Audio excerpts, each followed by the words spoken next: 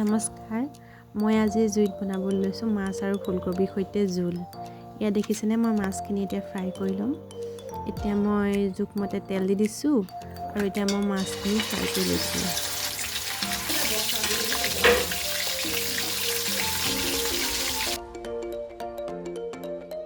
মই সকলোবোৰ মাছ এতিয়া ফ্ৰাই কৰি লৈছোঁ।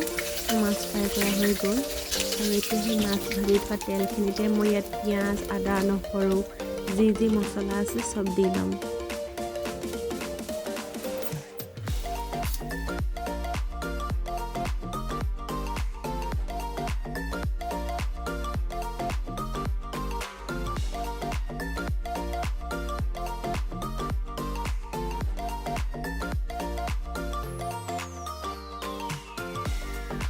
এয়া দেখিছেনে মই বিলাহীও দি ল'লোঁ। আচলতে বিলাহীখিনি দিয়া দেখাবলৈ থাকি গ'ল।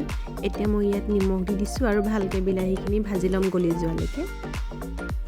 বিলাহীখিনি গলি গ'ল আৰু মই এতিয়া ইয়াত ফুলকবিয়ে, মটৰে, আলুৱে যিখিনি কাটি থোৱা আছিলে সেই সকলোবোৰ দি দিম। ইয়াত দি লৈ পেলাই ভালকৈ ভাজি ল'ম।